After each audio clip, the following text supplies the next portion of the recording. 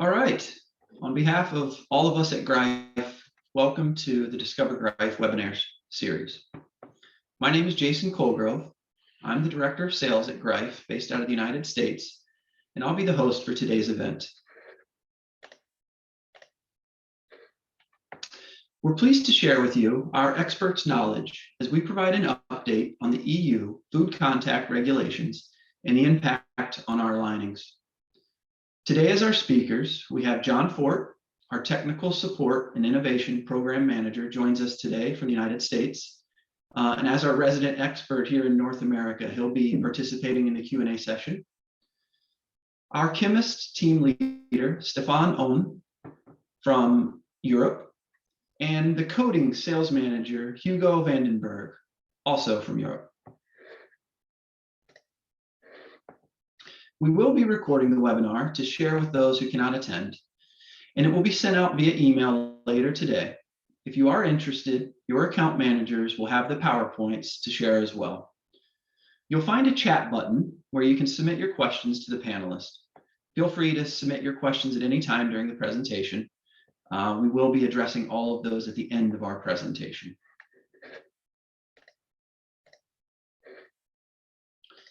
Today, we'll first give you an introduction to food regulations. Then we'll discuss Greif's position and rationale and introduce our new RDL 100 lining.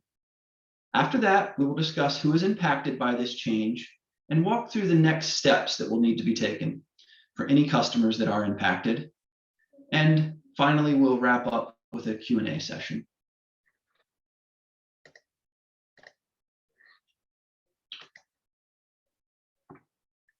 There are very few important points we'd like to make, and some of these points you're going to hear us repeat throughout this call due to their significant importance. First of all, what we discussed today only impacts lined steel drums, not plastic drums, not IBCs, not even just plated steel drums. We're only talking about changes impacting lined steel drums. Second, and this is very important, there are no changes to the FDA compliance of our lining. If your company needs only FDA compliance, nothing is changing for you. We will walk through in detail today how the EU food contact compliance is driving this change. And we'll cover precisely what customers will be impacted. So any change to your lining is only required when you specifically need to have that EU food compliance. This is most commonly when you're exporting food drums to Europe. Our goal has been and will continue to be to provide safe solutions to the market. That is the foundation of what we'll discuss today and critical to ensure the reputation of the industry and business continuity. With that, I will now turn things over to Stefan. Thank you, Jason. So as Jason highlighted, the Trisure lining status in terms of FDA compliance remains the same. And today we are only discussing the EU regulatory framework. The European Commission 1935-2004 is the framework regulation that governs food contact in the EU for all direct food contact materials. It is supplemented by other regulations which define actual limits for specific substances. These regulations are continuously evolving, leading to ever-increasing restrictions and complexity. To ensure continuity of compliance, we invest more time and research on understanding the impact of raw material residues and their interactions in the linings formulations. We also involve our suppliers to discuss and define incoming goods control limits. Next slide, please. It is worth reminding ourselves of the key 1935 general requirements applicable to linings, which is bringing us together today. Article 3, paragraph 1 and 2. They read that materials and articles shall be manufactured in compliance with good manufacturing practices so that under normal or foreseeable conditions of use, they do not transfer their constituents to food in quantities which could endanger human health. And 2, the labeling, advertising, and presentation of a material or article shall not mislead the consumer. So paragraph 1a is quite clear. but the quantities which could endanger human health are not determined by this regulation. So how do we determine compliance with 1935? Well, whenever defined, we apply the EU 10-2011 regulation migration limits, which we believe to be the technically relevant limits recognized industry-wide when assessing compliance with paragraph 1A above. Next slide, please. Some could argue that linings do not fall under the EU 10-2011 regulation for plastics. So why do we do this? While EU 10-2011 is applicable to plastics, its limits on hazardous substances are given as safe maximum concentrations in foods. What matters is the identity of the substance that migrates into the food and its concentration in the food, not where it came from. Whenever defined, these limits are therefore technically and scientifically known and recognized by regulators. Above these, quantities which could endanger human health are present.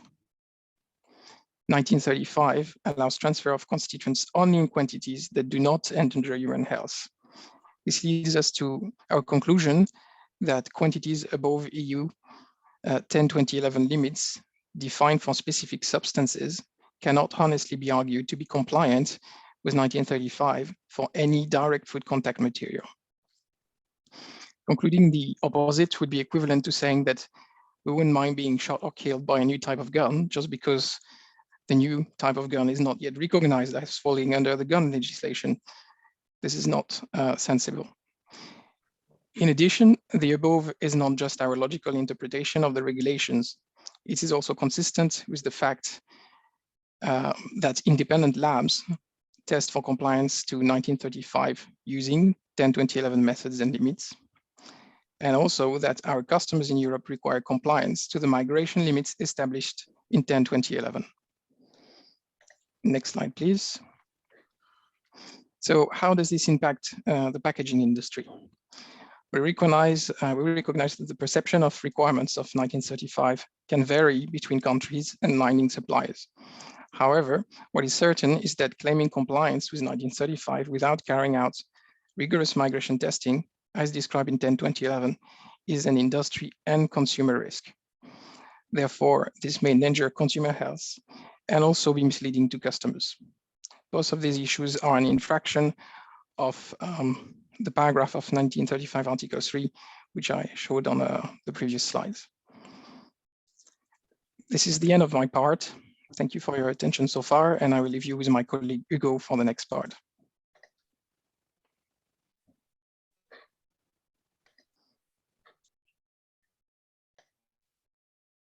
Hugo, we can't hear you. Would you mind?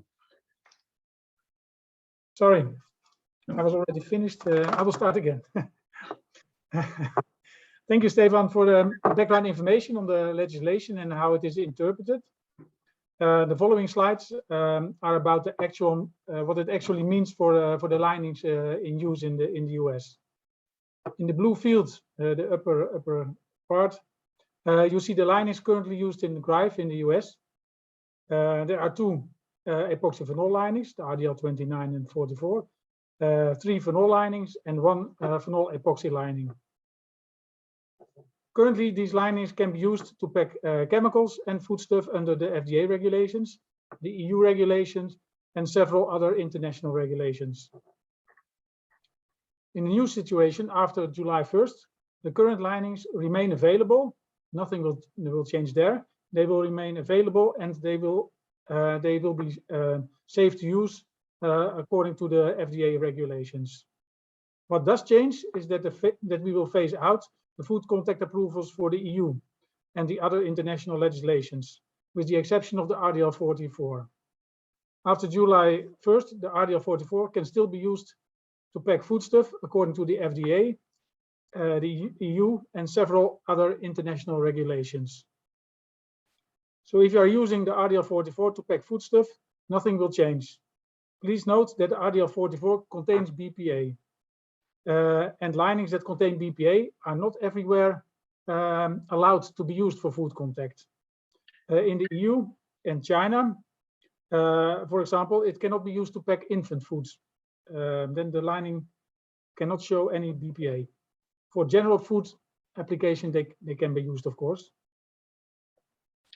Then there are specific countries like France, where there is no BPA allowed in food contact packaging.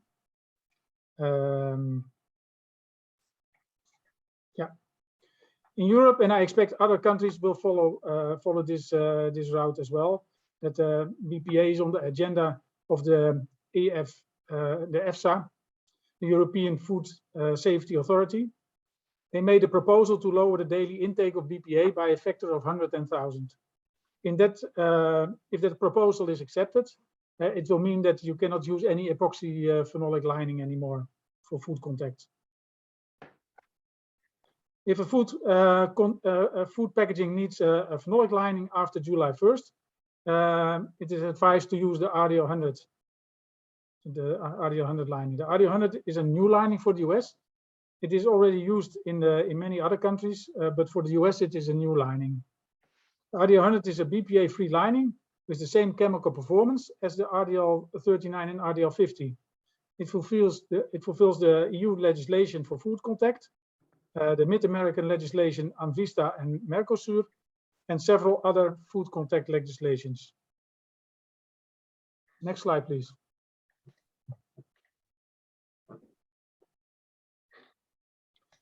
What does the change in the food contact approval of the lining mean with regard to the application and the use of the drums? As mentioned before, if you use the RDL 44, nothing will change. If you use one of the other linings, there is a possibility that you will have to change the lining of your drum. This slide shows the decision tree. Do you pack foodstuff in a lacquer drum? If the answer is no, then it doesn't affect you. If the answer is yes, then the question is, do you require food contact approval? If the answer is no, then no need for any action. If the answer is yes, then there will be, then where does the package product goes to? What food contact approval is needed? An FDA approval, then no change is needed. If you need a EU or another international food contact approval, then you need to change the current lining. In all cases, you need to change to the RDL 100, as you can see on the table. From the overview, I would like to highlight two linings, the RDL 29 and the RDL 44, that are the two epoxy phenol linings. The RDL 29 is an epoxy phenol lining, so technically you could replace that by the RDL 44 because the RDL 44 is food contact approved and remains food contact approved. But as expected, the linings with containing BPA will be banned for use for food contact.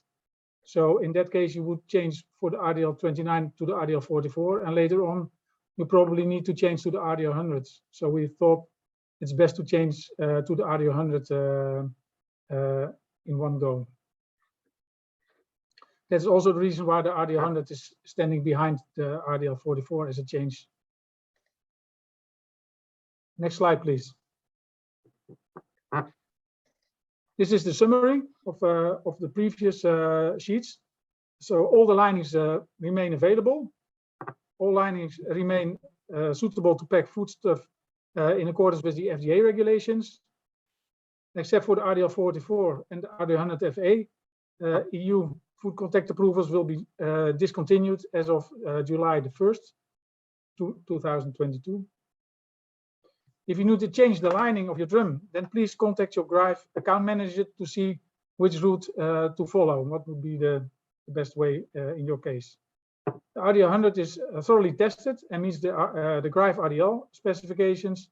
So from the chemical and mechanical standpoint, the RDL 100 can replace the RDL 16, the 39, the 50 and the 65. If you intend to change from one of the epoxy phenolic linings to the RDL 100, then it is best to contact the Greif account manager for a packaging advice, because I think that in 99% of the situation it can be changed, but it needs to be checked if your product can be packed in the phenol-based lining. If you want to perform your own test, sample plates with RDL100 or other linings are available. Greif and Trisure have a laboratory where we can perform lining compatibility tests. We have no possibility to do migration tests for the Trisure linings. This is done by a third party specialized in packaging material for food contact. For questions and support, we have chemists available to discuss individual cases. This was the last slide of the presentation. I think back to you, Jason. Thank you, Hugo. With that, I'm going to stop sharing so everyone can see your beautiful faces. And I will pull up a list of questions that have come in here. Sorry, when I did that, I lost my screen. Okay. So one of the questions that came in, John, is what happens if I have drums made with the RDL 50, or for that matter, any of the linings that will be changing, before the July 1st change, but they're not filled until August? Does this create a problem for us? Yeah, it's a good question, Jason. I think the short answer is no. Greif will continue to provide declarations of EU compliance for steel drums made with all of Trisure's linings up until that July 1st date. And that declaration will still be applicable for the useful life of that drum. So starting July 1st, that's when we will no longer make those. Yeah. That answer is going to apply to the second question, I believe, but because it was asked, let's just put it out there verbatim. Can drums that we purchased last month and have already been filled still be shipped to customers in the EU when we know that they're going to arrive after July 1st? Yep, absolutely. I think that falls right under the same line of questioning. As long as the drum was manufactured before that July 1st cutoff date, we will continue to provide EU declarations of compliance. Okay, great. Another question here. I believe our company is impacted, but I'd like to talk through the changes with someone from your team. What is the best way for me to arrange that discussion? I think I can even help with this one. What I would recommend is just contact your account manager, and they will make sure to get the right panel of experts on a call with you so we can discuss it in greater detail. There's probably a 99% certainty you're going to get John Fort on that call, but coordinate that through your account manager. Some more questions that came in. So if the product is a lubricant that is not for human consumption, how does the EU regulation apply? Yeah, that's a good question, Jason, as well. I can take that one. If the product is not for human consumption, EU food contact regulations don't apply, neither do FDA. So in that specific situation, there would be no need for you to make a change from your existing lining. There was another one. Is the RDL 100 compatible with chemicals as well? I can answer that one, Jason. Yes, so we have carried out extensive laboratory testing following our standard list of chemicals on RDL 100 FA, and the compatibility with chemicals is similar to the RDL 50. So there is no added risk here. Yeah. Of course, for specific chemicals that you're packing in RDL 44 and 29, for example, if you want to change to RDL 100 FA, you can contact us for specific advice with a safety data sheet, and then we can tell you for the specific chemical if it's compatible. Okay. The last question that came in is really not applicable to what we're talking about here. We're talking about the question specifically is, does this apply to pail linings as well? What we're talking about today, Greif does not make any steel pails in North America. We're talking about the line that you would get on your steel drums.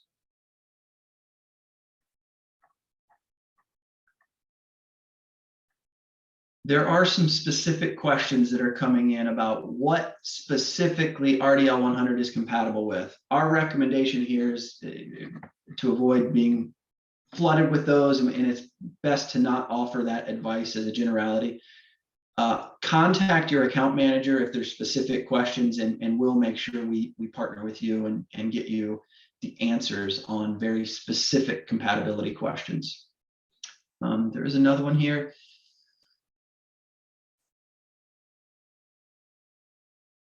Okay, might be specific, but I'm going to throw it out there. And if it's not something we can address on the call, this is a follow-up. So the lubricant is an H1 incidental contact food grade lubricant.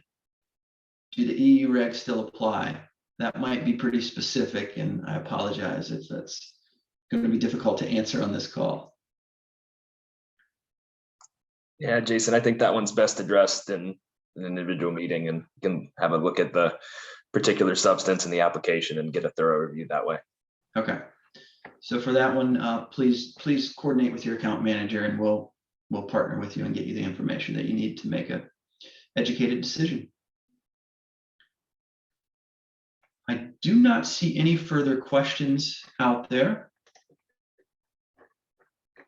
So with that, Cheryl, we're going to kick off a poll question now. So if you're interested in having someone from Greif contact you, please complete the poll accordingly, and we will be sure to reach out.